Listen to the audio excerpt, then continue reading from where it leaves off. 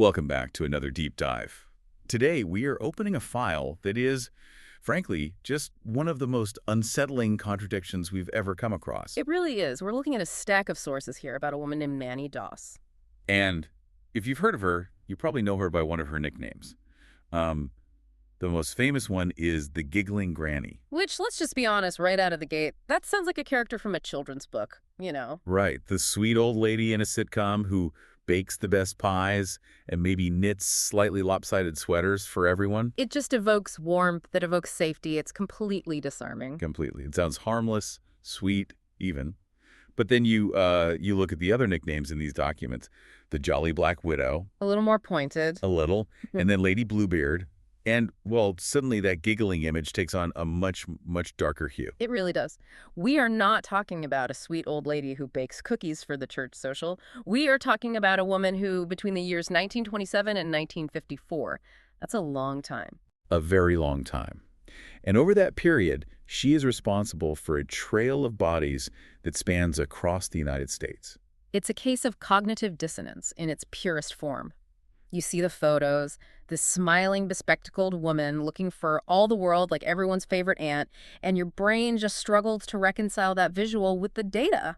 And the data is just staggering. We are talking about 11 confirmed victims. Confirmed. And these weren't strangers in a dark alley. These were the people closest to her. That's the part that really chills me. Let's list the roster right at the top so everyone understands the weight of what we're discussing today. Okay. We are looking at 4 husbands. 4? 2 of her own children. 1 sister, her own mother. Her own mother. 2 grandsons, and a mother-in-law. It's a systematic dismantling of her entire family tree. It's almost efficient in a really terrifying way. And that's what we want to do in this deep dive. We want to move past the caricature. It's so easy to look at that Giggling Granny headline and treat it as this, macabre curiosity, a tabloid oddity. Right. But our mission today is to really try and understand the psychology and the methodology. How does a woman in the early 20th century, with very limited education, limited resources, get away with this for nearly 30 years? And the motive she gave. Yeah. That is the thread we really need to pull on. She claimed she was searching for, and I'm quoting here, the real romance of life. While simultaneously collecting life insurance policies on almost everyone she claimed to love. See, that's it. It's that intersection. It's a search for true love. This fantasy life and the cold, hard calculation of financial gain, that is where the truth of Nannie Doss lies. So is she a hopeless romantic who just happens to kill? Or is the romance just a mask for a very greedy, very cold predator? I think that's the question we have to try and answer. So let's unpack this. We need to go all the way back to the beginning. Because stories like this, they always start somewhere. And, well, usually it's not a happy place. No. Our sources take us back to Blue Mountain, Alabama. The year is 1905. November 4th, 1905, to be exact. She was born Nancy Agnes Hazel. And if you are looking for the seeds of what was to come, the environment she was born into is a textbook case of repression and trauma. And you have to understand the context of rural Alabama at the turn of the century. Life was hard for everyone, right? Oh, absolutely. But the Hazel household was something else entirely. We have her parents, Louisa and James F. Hazel, and the father, James. Wow. The source material paints a picture of a man who was not just strict, but tyrannically controlling. Controlling is, I think, putting it mildly. He was a railroader initially, but by the time Nannie was a teenager, around 1920, he had taken over the family farm, and the dynamic there was just brutal. How so? Well, for one, he forced the children to work the farm instead of attending school. Which explains her poor academic performance that's mentioned in the sources. She just wasn't given a chance to learn anything other than labor. Exactly. It creates a world that's very, very small. Your world is the farm. You work, you sleep, you obey. But it wasn't just the labor that was the problem. It was the isolation. Right. James Hazel had this deep, almost paranoid fear of his daughters interacting with the outside world. He forbade them from wearing makeup. He forbade attractive clothing, no dances, no social events of any kind. And what was his justification for that? The justification he gave was that he wanted to prevent molestation. He had this idea that if he kept them locked down and looking plain, they would be safe from men. Which is, the irony is just tragic and horrible because the sources are pretty clear that Nannie was, in fact, raped multiple times as a child. Exactly. And when she tried to tell her father, the very man who had built this entire prison to ostensibly protect her, He refused to believe her. That is just... It's heartbreaking. It's a complete betrayal. You have the external control from the father, the internal abuse from what happened to her, and then the complete denial of her reality by the one authority figure in her life. It creates a pressure cooker. Yeah. You can absolutely see how a deep, deep hatred toward the father figure would just fester in that environment. What does that teach a child? It teaches a very dangerous lesson. It teaches you that authority figures are not to be trusted, that your pain doesn't matter, and that you are completely and utterly on your own. It forces a person to retreat inward. And for Nannie, that retreat took a very specific form. But before we get to her coping mechanisms, we have to talk about a specific physical trauma. This is something that comes up in serial killer profiles a lot, doesn't it? The head injury. It's a recurring theme, yes. We see it in so many cases where impulse control becomes an issue later in life. It's almost a trope, but it's often based in fact. So what happened in Nannie's case? It happened when she was just 7 years old. The family was taking a train trip to southern Alabama to visit some relatives. A train trip, which in the early 1900s was a huge deal. It's loud, it's shaky. Huge, a major event. But something went wrong. The train stopped abruptly, just slammed on the brakes. Nannie was thrown forward and she hit her head hard on the metal bar of the seat in front of her. Ouch. And we're not talking about a little bump on the head here. The sources say she suffered long-term effects from this. Severe headaches, blackouts, and depression. These issues plagued her for years and years. And what's really interesting is Nannie's own self-assessment later in life. She explicitly blamed this accident for her mental instability. She did. She pointed to that exact moment on the train and basically said, that's where it all went wrong for me. Now, we have to look at that critically, right? Okay. Is it a convenient excuse? Maybe. It's easy to say, the train made me do it. It creates a simple narrative. But we do know today that traumatic brain injuries, especially to the frontal lobe, can have a profound effect on personality, on impulse control, on emotional regulation. We can't diagnose her from a century away, obviously. No, of course not. But based strictly on the text, she believed this was the turning point. It gave her a narrative for her own darkness, a reason for why she felt the way she did. So you have this potential brain trauma, and you have this incredibly abusive, isolating home life. She needs an escape. She needs to get out. And since she can't physically leave the farm, she escapes mentally. How? She starts devouring her mother's romance magazines. And this is it. This is the real romance origin story. It is. She is living in this gritty, abusive, painful reality, but in her head, she's living in the pages of these magazines. And she becomes obsessed with one part in particular, the Lonely Hearts columns. For those who might not know, you should probably explain the Lonely Hearts column context in that era. It's hard to imagine in the age of, swiping right on an app. Right. Think of it as the Tinder of the early 20th century, but much, much slower and with much higher stakes. Men and women would place these little ads in magazines and newspapers seeking partnership. It often led to correspondents writing letters back and forth and sometimes very quick marriages. So for a girl like Nannie, isolated on a farm in Alabama, these columns represented a portal to a different world. A completely different world. A world where men were dashing and romantic and they came and saved you from your miserable life. So she wasn't just looking for a boyfriend. She was looking for the fantasy she read about. She wanted to be the heroine in this story. Precisely. And that dissociation, that huge gap between the fantasy she felt she deserved and the brutal reality she lived in, that is the space where her crimes eventually took root. She was building a script for her life. Yes, and when real-life people didn't follow her script, she edited them out. So she is desperate to get out. And at age 16, she sees her chance. Enter husband number one, Charlie Braggs. 1921. She is 16 years old. They worked together at a linen factory, and she'd only known him for, 4 or 5 months? And surprisingly, her father approves of this. The same man who wouldn't let her wear nice clothes or go to a dance. I think the sources suggest it was just about getting another mouth to feed out of the house. It wasn't about her happiness. It was about economics. It was a practical decision for him. So she marries Charlie Braggs. And in her mind, this is it. This is her freedom. This is the start of the romance story. But the reality check hits hard and fast. Wow. Because she doesn't just marry Charlie, she marries into his whole family situation. Which was? Charlie was the only son of a single mother. And this mother was, let's say, territorial. She insisted on living with the newlyweds. Oh no, the classic monster-in-law scenario. It seems so. Nannie wrote about this later on. She said her mother-in-law had taken over my life completely. She limited Nannie's activities. She wouldn't let Nannie's own mother visit. It was just a transfer of control. That has to be just devastating. You think you've escaped your father's prison, but you've just walked into a different one with a different warden. Exactly. And how does Nannie cope with this new reality? Let me guess. Not well. No. She starts drinking, and she develops a heavy smoking addiction. The text describes a stressed-out Nannie, and on top of that, the marriage itself was just volatile. Both of them suspected the other of cheating.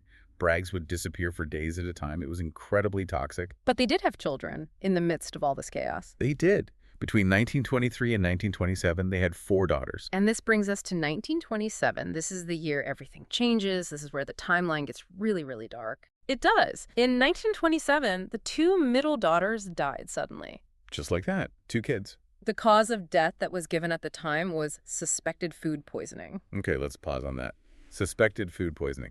In 1927, how much of a red flag is that? Does that raise eyebrows? It's tricky. In that era, food poisoning or acute indigestion was kind of a catch-all. Forensics were primitive. People really did die from bad food, from botulism, things like that. It wasn't entirely uncommon for children to die suddenly from mysterious illnesses. But looking back, with what we now know about Nannie, it is the first massive flashing red flag. It's the pattern beginning.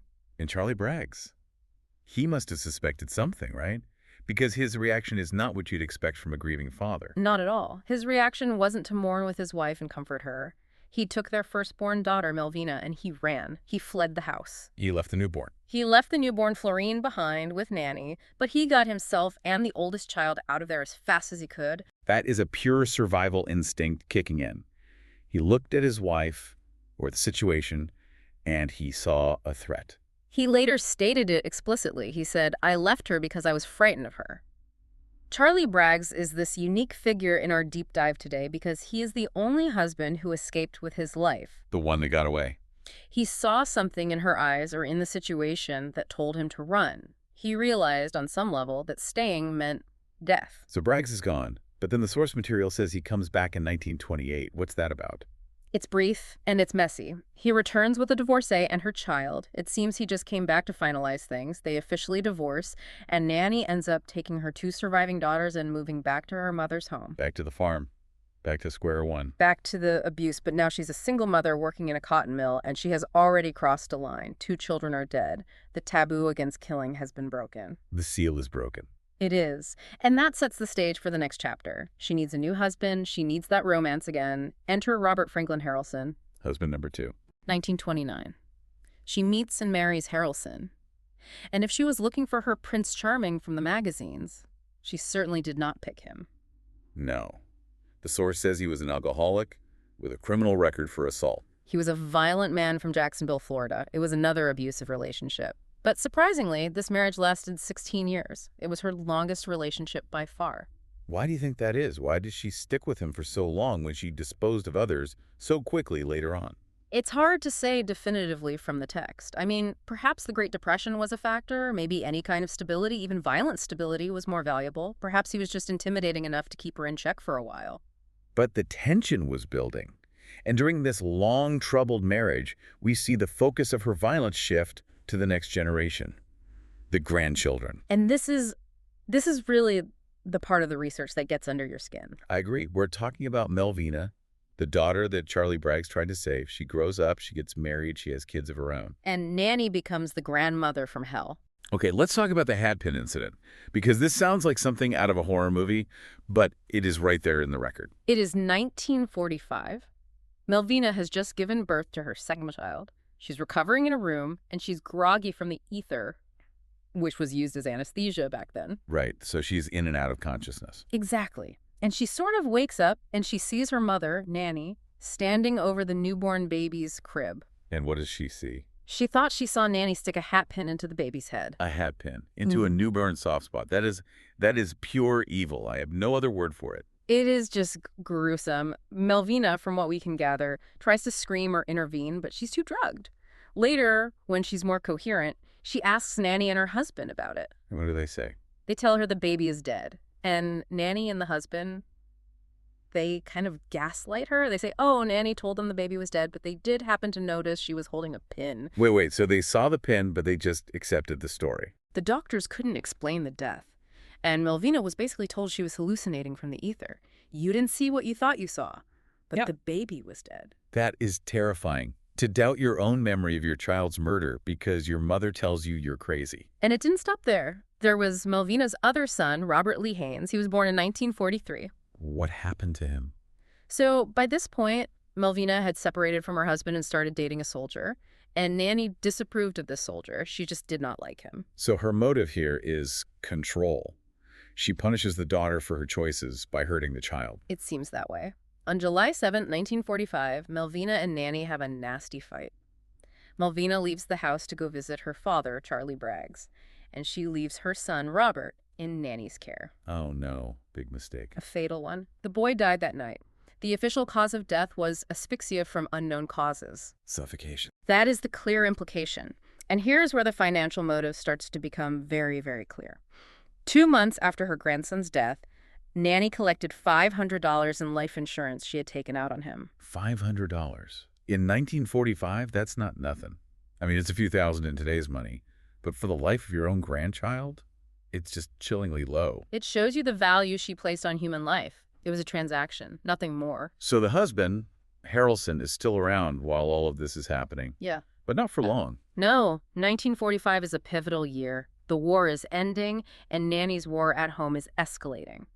One night, Harrelson comes home drunk, and according to Nanny, he raped her. And that was the final straw for him. The very next day, she goes to his secret stash. He kept a jar of corn whiskey buried out in the garden or hidden somewhere. She found it, and she added a special ingredient. Rat poison. He came home, he drank it that evening, and he died that evening. And again, no autopsy, no investigation. He just drops dead, and that's it. He was a known alcoholic with a history of violence. In that time and place, people probably figured he died from bad moonshine, or his heart just gave out. The community just shrugged. And Nanny was a grieving widow once again. And this marks a real shift, doesn't it? Before this, we had food poisoning and unknown causes, which are deniable. The hat pin was direct, but maybe she thought she'd get away with it because Melvina was drugged. But now we have a very active, calculated method, rat poison. She is refining her craft. She is, and she is entering her most prolific phase. This is where she truly becomes the Lonely Hearts Killer. She goes right back to the columns, her childhood obsession. She's mobile now. She isn't stuck in Alabama anymore. She travels to Lexington, North Carolina to meet her next husband, Arlie Lanning. And how does she meet him? She answered his Lonely Hearts ad, traveled to him, and they were married 3 days later. 3 days. She really does not waste any time. She's chasing that fantasy. But of course, the reality is always the same. Lanning was another alcoholic womanizer. It's a clear pattern. She picks men who are troubled, who are unstable. But the dynamic is a little different this time. The source material says she was the one who was disappearing for long periods. Yes. She would vanish for months at a time. But when she was home, she played the role perfectly. The doting housewife. She cooked, she cleaned, she smiled, she put on a great show. Which makes the betrayal even deeper. She's playing the part while she's plotting the final act. And the final act came for Arlie Lanning in 1952. He died of what was ruled as heart failure. Which we can now assume was chemically induced heart failure. Almost certainly. And look at the community reaction. It's fascinating. The townspeople supported her. They saw her as this poor, grieving widow. They had absolutely no idea she had done this before. And that's the advantage of moving states, isn't it? There are no computerized records. No one in North Carolina knew about the dead kids and the dead husband back in Alabama. Exactly. To them, she was a fresh face with a tragic story, and she cashed in. But then things get even stranger. The house burns down. The house she lived in with Lanning. Yes. In his will, the house had been left to Lanning's sister, but it conveniently burned to the ground shortly after his death. The insurance money for the house went to Nanny. Of course it did. She banks it immediately, and then she starts cleaning house. That's a good way to put it. Lanning's mother, her new mother-in-law, died in her sleep around this time. The implication is very strong there. So she's just eliminating anyone who's an obstacle or a burden? Then she moves in with her sister, Dovie. Her own sister, who is bedridden. Oh, this is her own sister. Her own sister. Nanny arrives to take care of her, and soon after Nanny arrives, Dovie dies. It's relentless. She is like an angel of death. If she shows up at your door with a suitcase, your days are numbered. She is clearing the board, no ties, no burdens, just the money and the freedom to find the next romance. Which brings us to the Diamond Circle Club. Another dating service, another Lonely Hearts column. This time she meets Richard L. Morton. Husband number 4. They marry in 1952 in Emporia, Kansas. So we've moved from Alabama to North Carolina, now to Kansas. She's moving west. What was Morton like? Was he another drinker? Interestingly, no. He didn't drink. But he was adulterous. He cheated on her. And we know Nannie does not tolerate men who don't follow the script. No, she doesn't. But before she deals with him, her past comes calling. Her mother, Louisa, the woman who raised her under that abusive father, needs a place to stay. So she comes to live with Nannie and Morton in January 1953. And you would think, okay, this is her mom, the one she used to read the magazines with.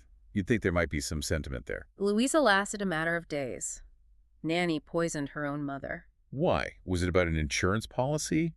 Or was she just tired of caring for people? The sources suggest it was just annoyance, the burden of care. Louisa was old, she needed attention, and Nannie did not want to give it. That is just so cold. And Morton followed soon after. He died 3 months later on May 19, 1953. So in the span of just a few months, she kills her own mother and her 4th husband. The rapidity is increasing. She isn't waiting 16 years anymore. She's cycling through them. She's getting more efficient. And this leads us to the final chapter, the downfall. Husband number 5, Samuel Doss. June 1953. She's in Tulsa, Oklahoma now, a different state again. And Samuel Doss was different, wasn't he? Very different. He was a Nazarene minister. He had lost his previous family to a tornado in Arkansas. By all accounts, he was a godly man. No drinking, no carousing, very devout. So you would think this is what you wanted. A good, stable man. The opposite of the others. You would think. But he had a fatal flaw in Nannie's eyes. He was boring. And he was controlling, but in a different way. He disapproved of her romance novels. He attacked the fantasy itself. He did. He told her she couldn't read the very stories that had sustained her since she was a little girl. He forbade them. That must have triggered something very deep in her. Yeah. It's the father figure saying no all over again. I think so. And Samuel was also very frugal. He was tight with money. Nannie wanted to spend the insurance money she'd collected, and he wouldn't let her. So the clock starts ticking on Samuel Doss. It does. In September of 1954, Samuel is admitted to the hospital with what they thought were flu-like symptoms. The doctors diagnosed it as a severe digestive tract infection. Which is code for he's been poisoned, but he isn't dead yet. He was a strong man, and he survived the first dose. He was treated in the hospital and actually released on October 5th. So he goes home to the woman who just tried to kill him. And Nannie realizes she needs to finish the job. But this is where she gets sloppy. Or maybe just impatient. What happened on October 12th? That evening, Samuel died, but it was the suddenness of it that raised the alarm. He had just been released from the hospital. He was supposed to be getting better. And what did Nannie do? She was in a rush. She immediately tried to collect on 2 life insurance policies she had on him. That's the tell. The body isn't even cold, and she's on the phone with the insurance company. And the doctor who had treated Samuel in the hospital was immediately suspicious. He refused to sign the death certificate and insisted on an autopsy. And this time, they looked for poison. They found a huge amount of arsenic in his system, enough to kill a horse. She hadn't just sprinkled a little in his food. Right. She had overloaded his system to make sure it worked this time. Some of the sources mentioned it was in a prune cake. Right. Or the coffee. Coffee and a prune cake are the legends. However she delivered it, it was a massive, undeniable dose. And because she used so much, the evidence was incontrovertible. So they arrest her. Yeah. And this is where the persona of the Giggling Granny really comes into the public eye. Yes. They bring her in for questioning about Samuel, and she confesses. But not just to killing Samuel. She just starts talking. She starts talking. She confesses to killing 4 husbands, her mother, her sister, her grandson, her mother-in-law. She just lays it all out. But why? Why admit to all of it if they only had her on the one murder? It's bizarre. It seemed like she was proud of it, or at least amused by the whole thing. This is where the press had an absolute field day. She would recount these horrific murders, describing how she put rat poison in her husband's whiskey. And she would chuckle. She would giggle. That is so deeply disturbing. It's a complete and total disconnect. The The Giggling Granny persona was born in those interrogation rooms. She seemed like she was just gossiping about her neighbors, not confessing to being one of the most prolific female serial killers in American history. When they asked her why she did it all. She gave that famous, chilling line, "I was searching for the real romance of life." It's incredible. She killed them because they didn't measure up to the fictional characters in the magazines. And because she wanted the insurance money, we can never forget that. Almost every single death came with a payout. Maybe not a fortune each time, but it was enough to keep her going, to fund the search for the next victim. So the trial, or I guess the lack of a full trial. Right. The state of Oklahoma decided to center the case only on Samuel Doss. They had the hard physical evidence. It was an absolute slam dunk. And the prosecutor was J. Howard Edmondson, a big name. A very ambitious one who would later become governor of Oklahoma. He wanted a clean, simple conviction, and that's what he got. So what was the sentence? She pled guilty on May 17, 1955, and she was sentenced to life imprisonment. Wait, life? Why not the death penalty?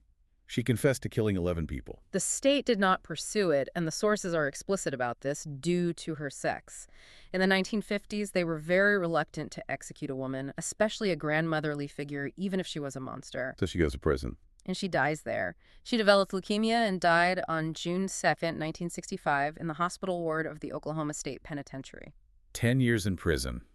It doesn't seem like much justice for 11 lives. No, it all ends very quietly, but the legacy is just huge. So let's zoom out. What does this all mean? We've got this tragic origin story, this decades-long brutal spree, and this bizarre giggling conclusion. For our listener, the learner, what is the real takeaway here? I think the first big takeaway is a warning about stereotypes. We are conditioned, even today, to see older women, mothers, grandmothers, as nurturers, as safe. Nannie Doss used that biological camouflage to kill for decades. It's the caretaker blind spot. No one ever suspects the person who's making the soup. Exactly. And secondly, it really highlights the importance of communication in law enforcement, or the lack thereof back then. She got away with this for so long because she moved. Alabama didn't talk to North Carolina. North Carolina didn't talk to Kansas. She exploited the gaps in the system. It was the era before databases. If she had tried this today, the second husband's sudden death would have hopefully flagged her instantly. One would hope. But her ability to play the grieving widow was her greatest weapon. She weaponized society's empathy. And finally, that motive, that search for real romance. It raises a really provocative question to end on. Nannie claimed she wanted love, but every single time she got close to a real long-term relationship, she ended it with murder. So was the romance just a story she told herself to justify the greed? Yeah. A cover for the insurance money? Or, and this is the darker thought, was the killing the only part of the relationship she actually controlled? Maybe the romance was never about the man. Maybe the romance for her was about having the ultimate power over life and death, the very power that her father had taken away from her all those years ago. That is a dark thought to leave on. The idea that murder was her only true form of agency. It's a real possibility. Well, on that note, thanks for taking this deep dive with us. Sleep tight, and maybe check your life insurance policy. And who's cooking your dinner? See you next time.